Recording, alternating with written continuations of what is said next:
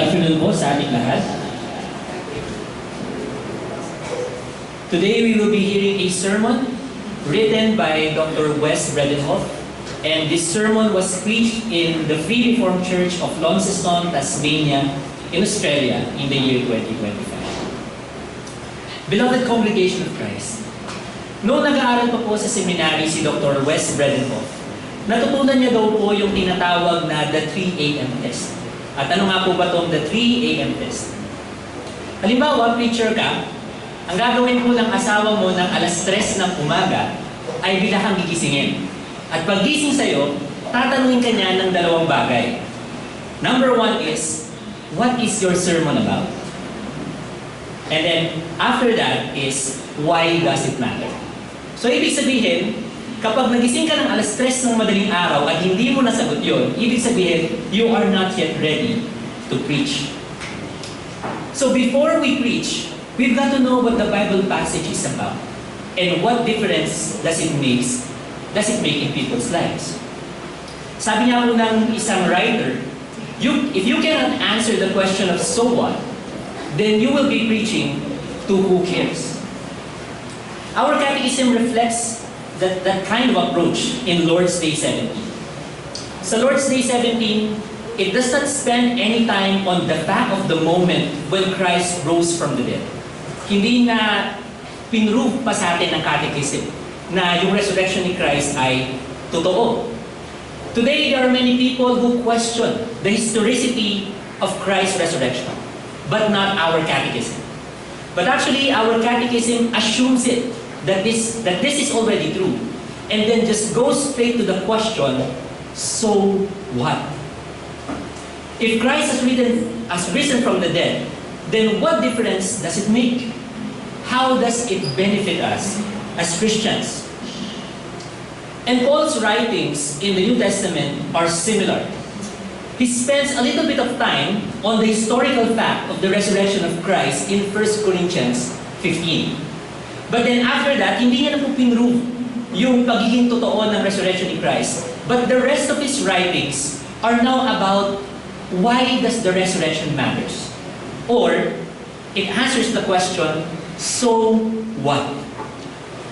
While it is grounded in something that really happened in historical time and space, the focus of the writings of the Apostle Paul is on the theology of the resurrection. Its ultimate meaning and relevance for us Christians. And that's also what's happening here in our text in Philippians 3:10 to 11. Here, mapapansin po natin na finrame ni Apostle Paul yung kanyang statement in a very personal way, using the first person pronoun na singular. Paul speaks about himself with the pronoun I. At ang sabi niya po, I want to know Christ. Ginamit niya yung pronoun na I. I want to know Christ. And in doing this, he means for every Christian who reads this statement to say this along with him. Na dapat sabihin rin po natin ito using the singular pronoun, first person, I. This way of talking should be your way of talking and my way of talking. And as we learn to talk this way, it is emphasized to us once again that what happened in Christ on the cross and His resurrection is not only just a matter of history, but it is something that impacts our present and our future lives.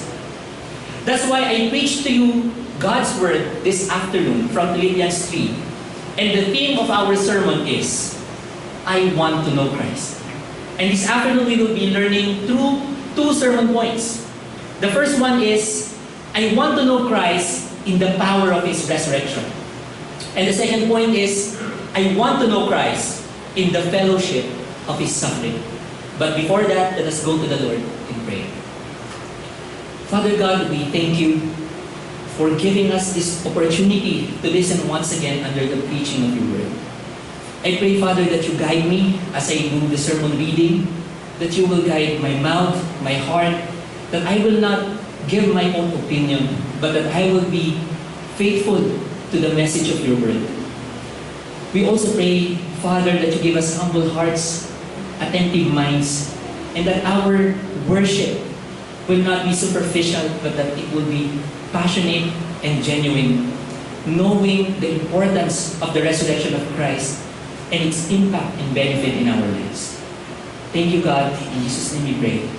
Amen.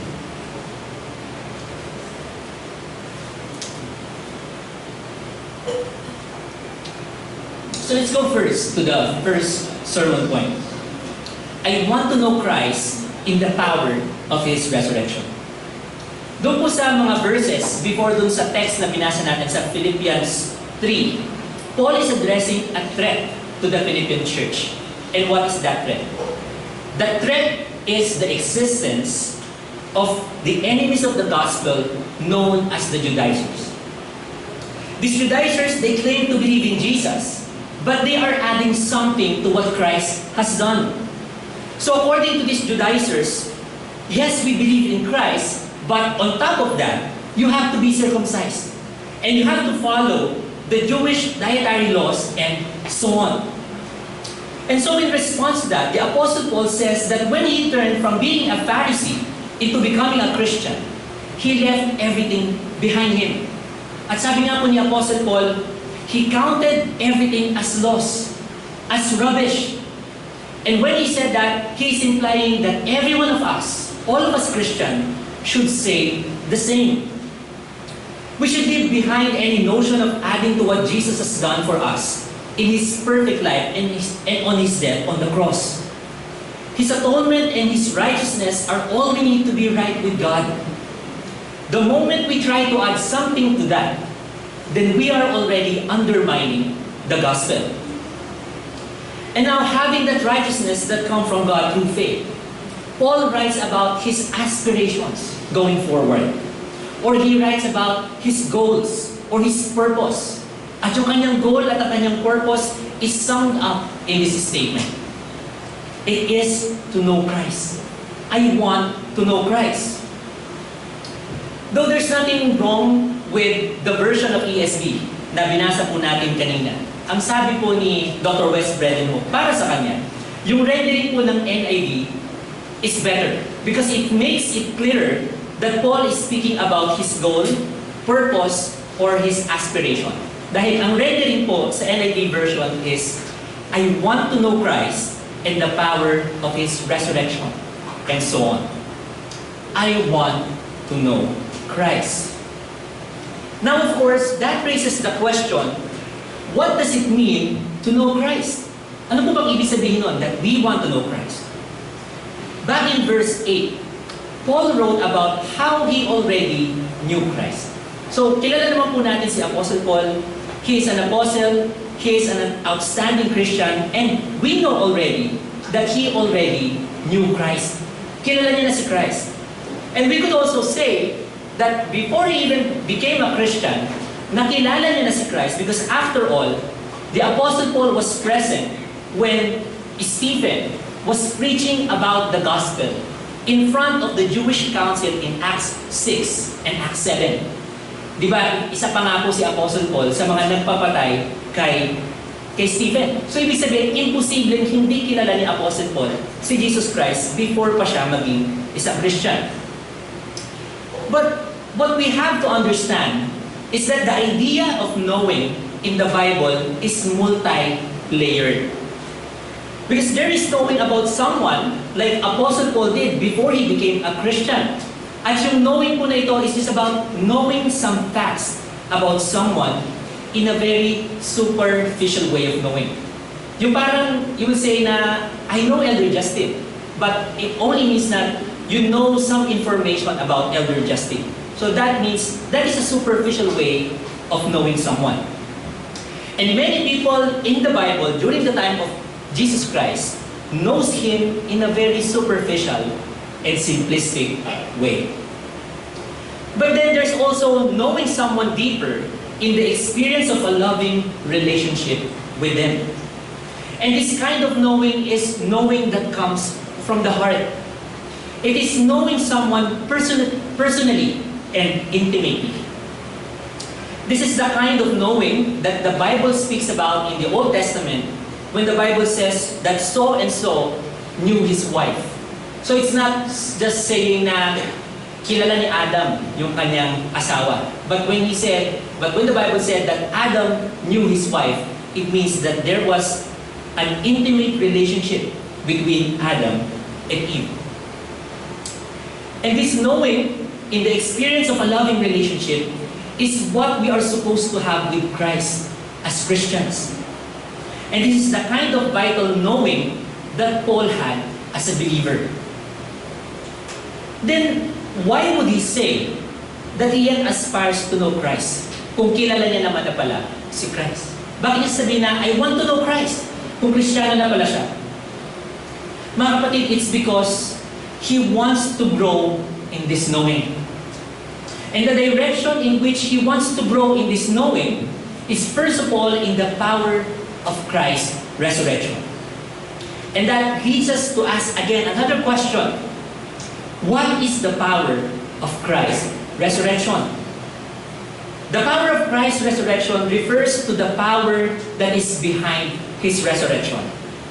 And if we want to know what that power is, or better yet, who that power is, then we have to look elsewhere in the New Testament. Mababasa po natin sa Romans 1:4 that Jesus Christ our Lord was declared to be the Son of God in power according to the Spirit of holiness by His resurrection from the dead. And also, similarly, we can read in 1 Peter 3:18 that Christ was made alive in the Spirit. Therefore, ang matututunan po natin doon is that the Holy Spirit is the power of Christ's resurrection. It is the Holy Spirit who brought life to Christ when He lay on the tomb.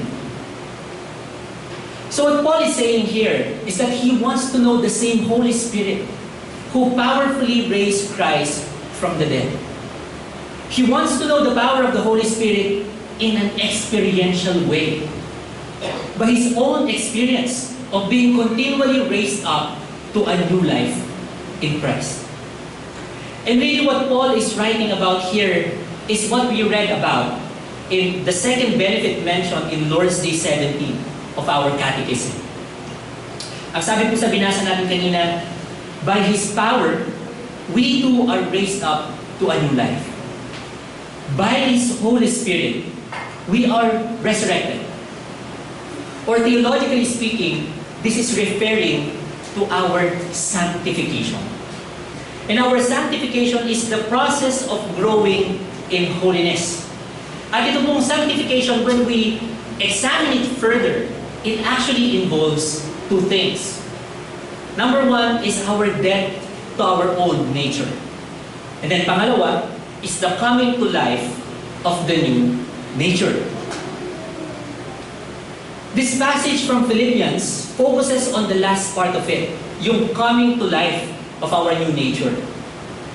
So every Christian should long for and pray that he or she would know by experience the power behind Christ's resurrection, or the power of the Holy Spirit in helping us to grow spiritually, both in our faith and in our obedience.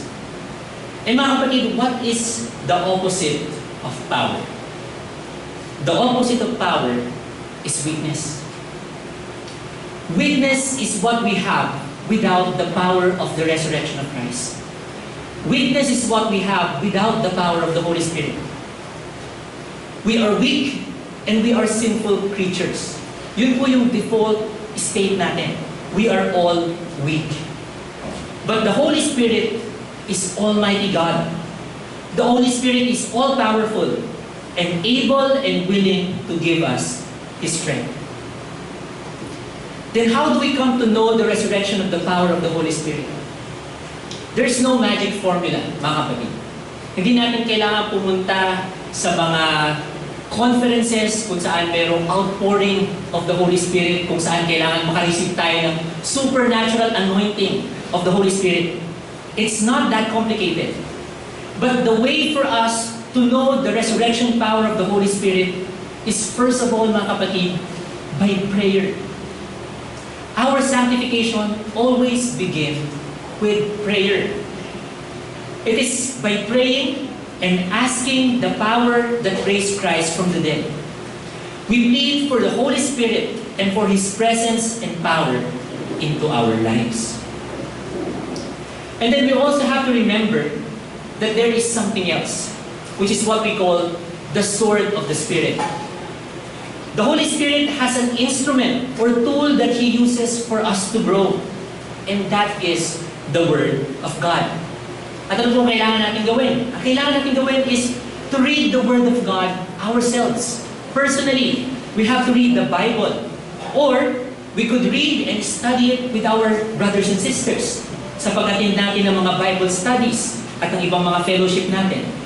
And this is what we are doing right now by listening to the Word of God being preached on the pulpit.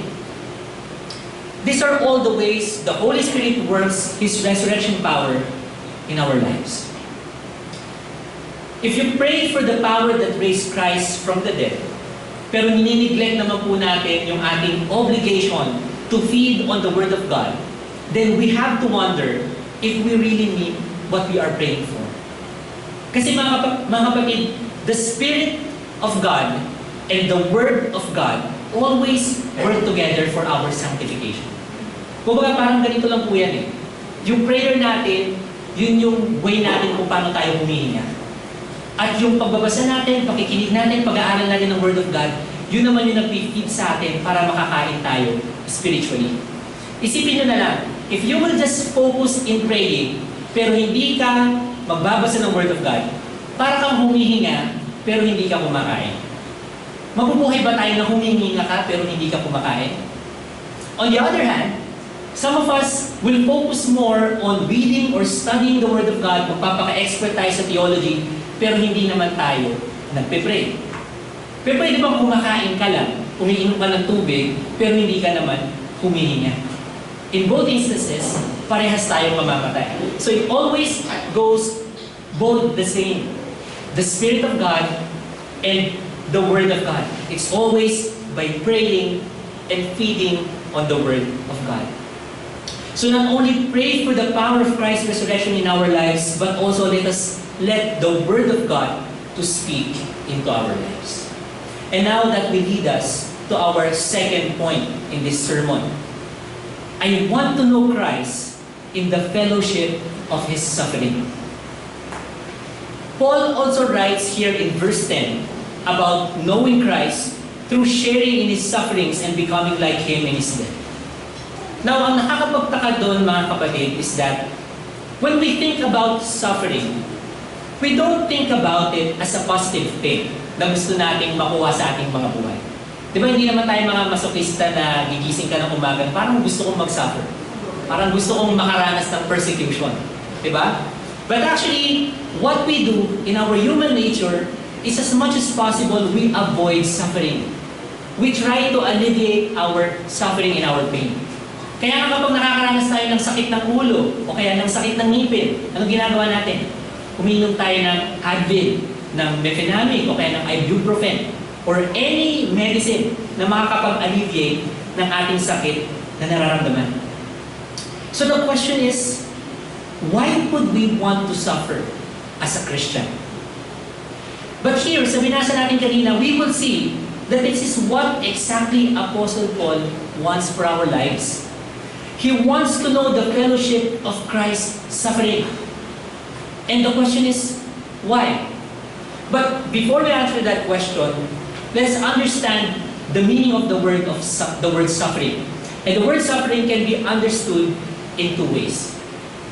First, it has something to do with the dying of our old nature. So what's left of our old nature must be put to death. And that would include suffering.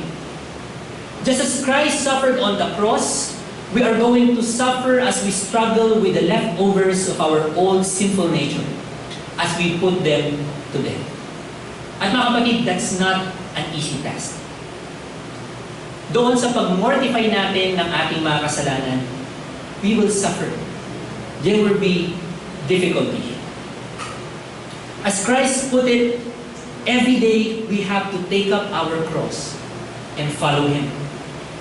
And to take up our cross means to take up an instrument of suffering and death. And this is something that we do not occasionally, not kapag nagustuhan lang natin or kapag on fire tayo kapag nakatin tayo ng isang conference. But taking up our cross is something that we do daily, araw-araw. The suffering is what we experience, just like our Savior did. But the death that we will experience is not a spiritual death, but the death of the sin that remains in our lives. And because we are Christians, because we have the Holy Spirit in us, then this is something that we will decide. I know that it is parang counterintuitive, na parang pag narinig tayo ng mga tao sa labas, sasabihin nila, parang hindi naman makatotohanan itong mga Kristiyano ito, sinasabi nila na, I want to suffer with Christ. Who would say that he wants to suffer with Christ? But mga kapatid, because we have the Holy Spirit in us, then we have this desire. We want to suffer in a way that we will mortify our own self. If you are a Christian, then you should want to suffer in this way because you want to stomp out the sin in your life. It is going to be a struggle. There's going to be suffering. But mga kapatid, this is worth it. It is worth it for us all. And growing in holiness in itself is a reward. Because as we grow in our sanctification, we will also grow in greater measures of joy, in peace, and in our assurance of our salvation. Hindi po ba napapansin natin na the more na nag-fail tayo sa ating sanctification, the more na nagiging malungkutin tayo, the more na nawawalan tayo ng peace, at the more na nawawalan tayo ng assurance ng ating salvation. But the more that we are sanctified, the more that we get these things. Because sanctification is a reward in itself. But God also promises that our sufferings as we battle sin in this ongoing battle in our life will be rewarded too in the end. So may reward din po yun after ng ating mga buhay. Well, eternal life is a free gift of grace in Christ. But there are different degrees of glory awaiting each Christians. At yung different degrees ng glory po na yun ay nakadepende on how hard we try to battle our sins nung tayo po ay nabubuhay pa. Or how hard we suffered. Doon po nakadepende yung mga reward na ating matatanggap in the age to come. So that is the first meaning of suffering. It has something to do with dying to our old nature, or to use an old theological term, it talks about our mortification. The mortification of our sin. Pero mga kapatid, suffering has another aspect. It has another meaning. And it has something to do with the external forces brought to bear on us by those who hate Christ. And we call this thing as persecution. We will not only suffer struggles or suffering in our mortification of our sin, but we will also suffer during our persecution. Christ promised that if the world hated Him, then the world will hate also His disciples. The world will hate those who follow Christ. And what's more to that is that the hatred of the world will not only stay in their hearts, but that hatred will translate into hateful and violent actions. That's why Jesus even said in John 16:2 that an hour is coming when whoever kills you will think that he's offering service to God. Aabot po tayo sa ganung klase ng persecution na yung mga gustong manakit sa atin at pumatay sa atin, they will think that by doing that, they are serving God. Over and over again, Christ and His disciples warned us that as Christians, if we are to take our faith seriously in this world, then inevitably, we will be facing opposition. At yung opposition na yun, maybe in a form of violence, and maybe in a form of death. This is what happened to our Savior. He was persecuted, He suffered, and eventually it led to his violent death. And now the question is, why would Paul and the other apostles, or anyone for that matter, wants to share in the suffering of Christ, or even become like Christ in his death? Bakit natin gugustuhin yung suffering that comes with persecution? How can this thing be desirable for us? Well, you have to realize that this kind of attitude is found elsewhere in the New Testament. Peter said in 1 Peter 4:13 that when you face fiery trial or persecution, you should rejoice in so far as you share Christ's sufferings, that you may also rejoice and be glad when His glory is revealed. At itong bagay po na ito ay natutunan ni Apostle Peter in an experiential way. Dahil kung mababasa po natin in Acts 5, when the Apostle Paul and the other apostles and other Christians were brought into the Jewish council dahil ayaw nilang tumigil sa pag-preach ng gospel. Ang ginawa po sa kanila is they were maligned, they were slandered, they were beaten, and then after that, they were released. And it says something really interesting in Acts 5:41. Ang mababasa po natin sa Acts 5:41, then they left the presence of the council, rejoicing that they were counted worthy to suffer dishonor for the name. And for whose name that is? For the name of Jesus Christ. They were rejoicing that they've been persecuted and that they were sharing in the suffering of Christ. What made them glad was how they've been identified with Christ, with His name. Because when people look at them and when people hear them, what they hear and saw was Jesus Christ. Kaya nga mga kapatid, this is something that we should desire. This is something that we should all want for ourselves. Pero syempre, isipin natin, ano po bang application niyan, Elder Ed? The application at this point is not so much that we should pray that we should be persecuted. Hindi po natin kailangan maging masokista na pagpipray natin na, Lord, sana bukas pagpasok ko ng office, ma-persecute ako. Baka naman pwedeng may manakit sa akin dyan para makita nila na Kristiyano talaga ako. No. That is not the application. That is not our prayer. Instead, what we should pray for is that when people look at us, when people hear us speak, they will see Christ. Yun po yung dapat nating ipanalangin. And then automatically, when the people see Christ in us, who knows, it might lead to us being persecuted and even being able to experience martyrdom. Hindi man tayo mamatay katulad ng pagkamatay ni Apostle Paul or ni Apostle Peter or ni Jesus Christ because wala naman ng crucifixion ngayon. But it could be possible that we will experience a martyr's death. And if that happens in our lives, mga kapatid, it's not a bad thing. It's not a wasted life.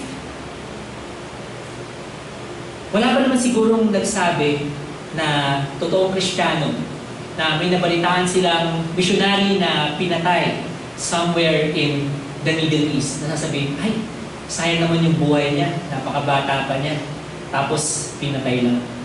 Wala naman siguro makakapagsabi sa atin nun because we know that it is such an honor to die for Christ. At alam po natin lahat na it's wrong and it's evil for people to persecute Christians and to kill them. But there's also something beautiful about a Christian who loves the Lord so much that he or she would rather suffer and die than to deny Christ. It is beautiful because it shows the worth of value of Christ in us.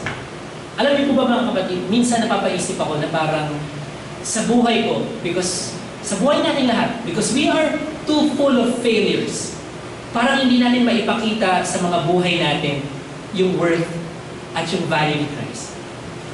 Kaya naman niya parang, di ba kapag na-persecute ka, kapag namatay ka, it is such a privilege.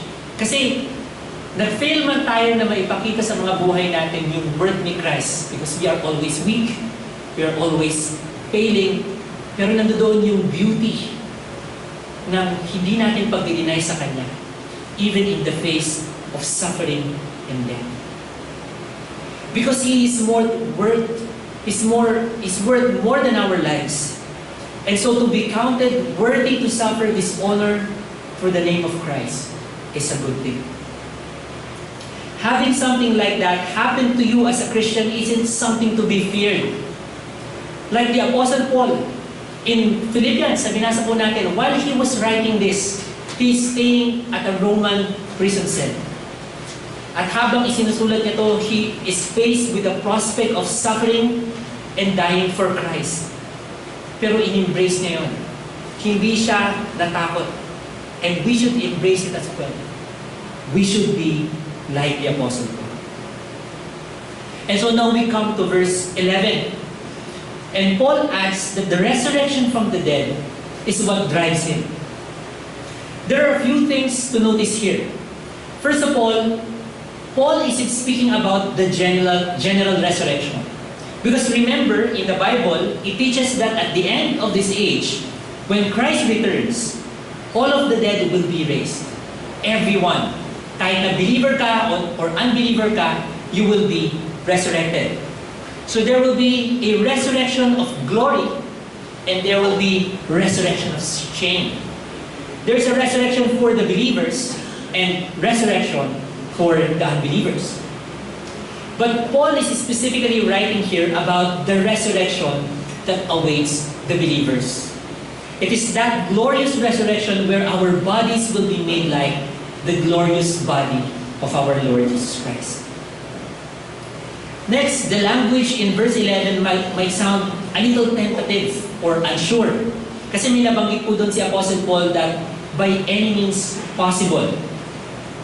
But that is referring to the uncertainty about his present situation, not the uncertainty about his future destination. Hindi po ibig sabihin na sinabi ng Apostle Paul na by any means possible na hindi siya sure na save siya. Or na hindi siya sure na pupunta siya sa heaven kapag namatay siya. But when he was writing the letter to the Philippians in a Roman prison, what the Apostle Paul is unsure of is what's going to happen to him. Hindi niya alam kung ilang araw na lang, papatayin na siya, kung siya ba ay pupugutan na ng ulo, or tatagal pa ba siya sa loob ng kulungan. He just doesn't know. Doon po nagagaling yung uncertainty. And that is the reason behind the words, by any means possible, in verse 11. And another important thing to note here is that this isn't about earning our resurrection from the dead. The Scripture is clear elsewhere that our glorious resurrection is based on what Christ has done for us, and only that. Hindi po natin pwedeng ma-earn yung resurrection na yun. Hindi po natin pwedeng magawa yan sa sarili natin. Lakas. As our catechism says in Lord's Day 17, Christ's resurrection is to us a sure pledge of our glorious resurrection. Resurrection is a benefit of Christ that comes to us completely by grace alone. We haven't earned it, and we cannot actually earn it. So what Paul means here in verse 11 is that whatever happens to him, he looks forward to his glorious resurrection from the dead. He looks forward to the age to come, in that day where he will live in this new body again. At dun sa bagong body na yun, there is no longer suffering due to sin. And having now personally experienced the full power of Christ's resurrection, there will be no more having to kill the remnants of the old nature. Kapag nag-glorify na po tayo, wala nang mortification of our sin. Because there's no longer sin in our bodies. That suffering will be gone already. But also in that day, living in our resurrected and glorified body, there also be no more suffering at the hands of Christ's enemies. There will be no longer persecution. Because Christ have already conquered his enemies, whether through conversion or through judgment or condemnation. So a glorious resurrection means no more mortification or killing of sin within us, and no more persecution in the hands of the enemies of Christ. That's what Paul was looking ahead towards. That's what we as Christians ought to be looking forward towards our destination. And really what this passage comes down to is discontent. And we often think that discontent is something that is negative. And often, negative naman talaga yung discontent. Lalo na kapag yung discontentment ay nag-arise from us being unhappy in our lives, hindi tayo masaya sa mga binibigay sa atin ng Panginoon. Well, in short, na hindi tayo masaya sa plano ng Diyos sa ating mga buhay. But here, what we see is Paul giving us an example of discontentment in a holy way. Because Apostle Paul is saying that he doesn't know Christ enough. So he wants more experiential knowledge of Christ. Paul is saying he doesn't know the power of his resurrection enough.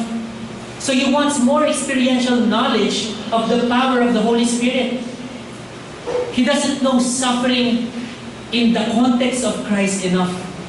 That's why he wants more suffering. He wants to become more like Christ in his death. He wants to know the battle against sin more intimately, and the joy of bearing Christ's name before his enemies more regularly. This is all discontentment. But here, we can see that it's not sinful at all. Because Paul is eager to change his life, he's not happy for things to remain the same. Kaya mga kapatid, that is supposed to be your story and my story as well. The Christian life isn't supposed to be a plateau. Hindi dapat na nagsimula ka sa ganitong level ng sanctification, then mamatay ka ng ganitong level pa rin ng sanctification. Instead, our Christian life must be a slow, steady climb. Yes, may mga times na magkakaroon tayo ng setbacks, magkakaroon tayo ng dips, but it's supposed to be a steady trend upward overall. Kahit na nag-fail tayo, kailangan yung destination natin o yung direksyon ng buhay natin, upwards pa rin in terms of our sanctification. And that's what all of us should want. And if you want it, then you have to pray for it. If you want it, then you have to keep going to the scriptures to learn more about how to do it. So as we end, let me ask you this question. Do you want to know Christ? Do you want to know the power of His resurrection and the fellowship of His sufferings? I pray that you do. Amen. Let's all go to the Lord and pray. Our Father in heaven, like the apostle, we want to know Christ. We want to know the power of His resurrection. We want to know by experience the power of the Holy Spirit raising us up to a new life. Please grant us, each of us, the power of the resurrection of Christ. We want to know the fellowship of Christ's sufferings. We want to know more and more the experience of struggling with sin and growing in holiness. So please help us with that by your Spirit and your Word. We want to make Christ heard and seen in this world. We want to be identified with Him. And if that means suffering for Him, then we want to be able to embrace that like Paul did. Please give us grace with your Spirit to the end. And Father, we, like Paul, look forward to the resurrection from the dead. We look forward to a bodily existence with no sin, no enemies, and no struggle. Please hasten that day with the return of our Lord Jesus Christ. Amen.